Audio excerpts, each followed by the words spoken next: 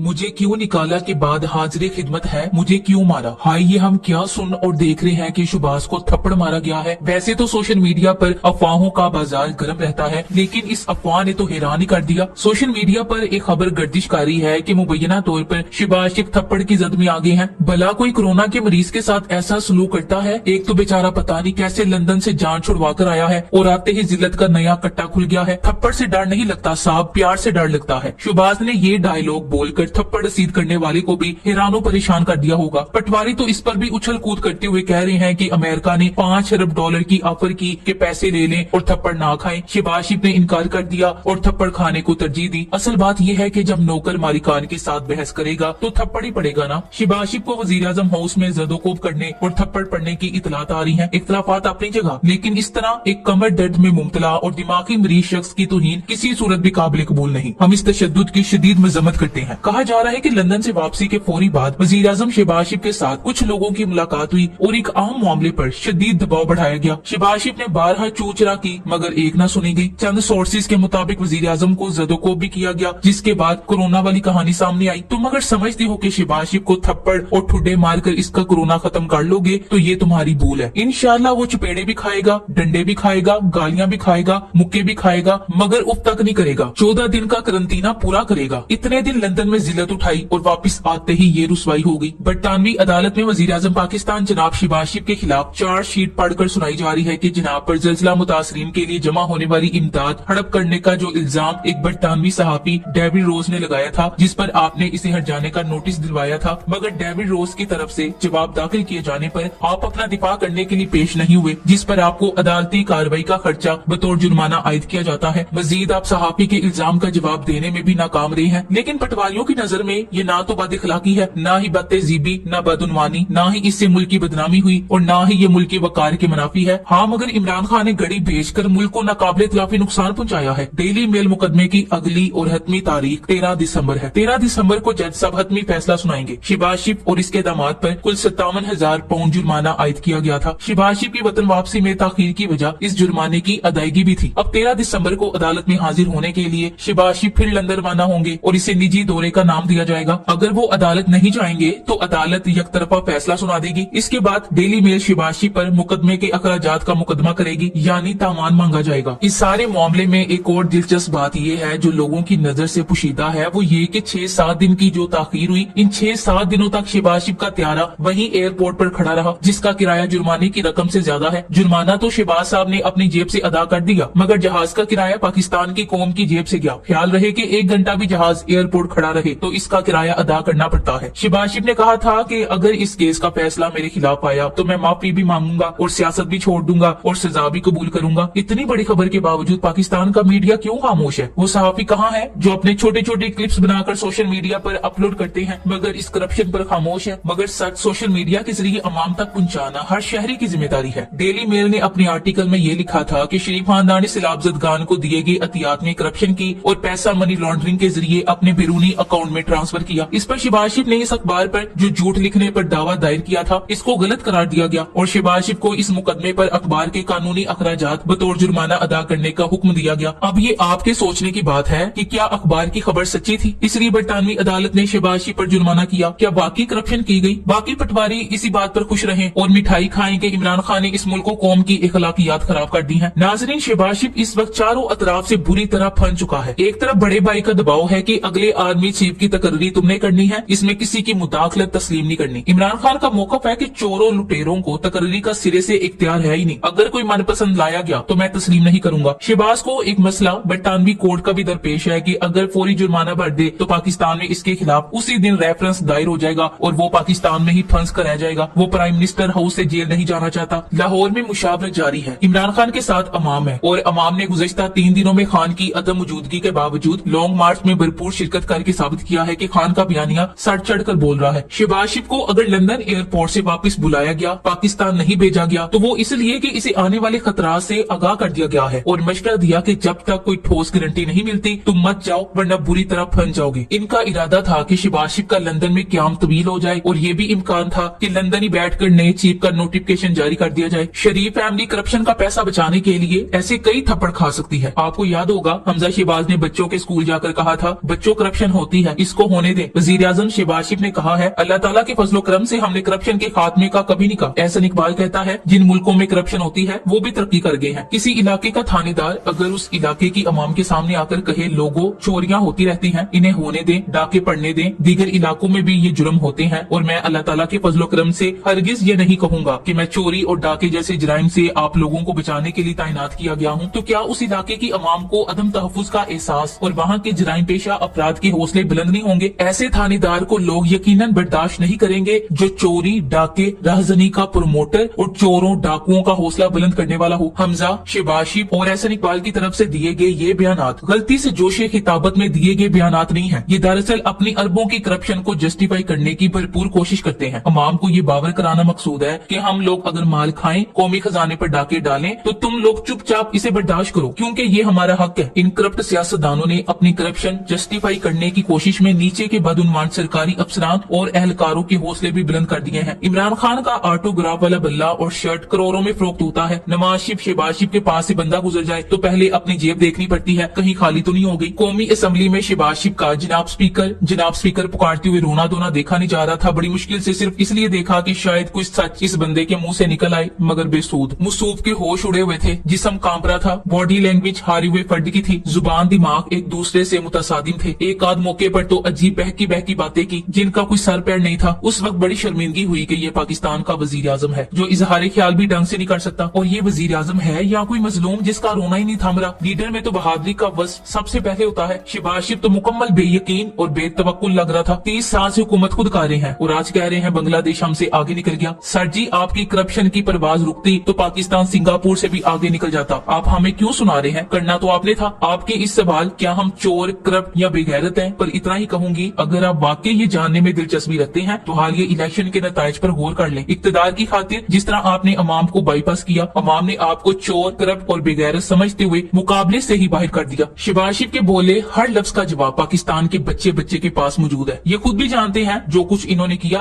और जो कुछ अब इनके साथ होगा। एक अकेले शख्स ने आकर इनकी अशीरों पर मुहित ताकत को तहस नहस कर दिया है। इनका हाथ लगा लगा कर देखना बनता है। अल्लाह को गवाह बनाकर बहुत ही संजीदगी से कह रही हूँ कि ये हवास बाख्तगी यूं ही नहीं, ये कैसे पीएम बना है और कैसे पीएम रहेगा। पर्दे के पीछे जो कुछ चल रहा है, इस सारी तकलीफ का अब से ज्यादा अंदाजा शहबाज शरीफ को ही है। दूसरा, कहीं से उड़ती उड़ती एक खबर पहुंची है कि ये इस खेल से अलग होने की कोशिश कर रहा था। ये नवाज शरीफ जितना चालाक, शैतान ज़हन और शातिर नहीं है, इसलिए घबराया हुआ है। ये काली पीएमशिप से पीछे हटने को तैयार था, मगर खानदान और बिलखसूस मरियम इसे हिलने नहीं दे रही, क्योंकि वो अपने बाप की वापसी तक इसे ही पीएम रखना चाह रही है ताकि इस भगोड़े को क्लियर करवाया जा सके। शहबाज शरीफ के झूठे और करप्ट होने से तो सब भी वाकिफ है, मगर इनका एहतसाब से राह फरार इख्तियार करके लंदन भाग जाना इनके बुज़दिल होने का भी सबूत है। अपने बेटों और दीगर खानदान के साथ मिलकर बरसों तक वतन अजीज की दौलत को दोनों हाथों से लूटने वाले आज इसी खानदान के हमरा न सिर्फ लंदन में मुकीम है, बल्कि सियासी पनाह हासिल करके ताहयात वहाँ रहने का इरादा भी रखते हैं। देखना होगा कि पाकिस्तानी अवाम के सामने बुरी तरह बेनकाब होने वाला ये खानदान करप्शन और जालसाजी का हाथ पहने आखिर कब तक भागेगा। Thanks for watching. Allah Hafiz.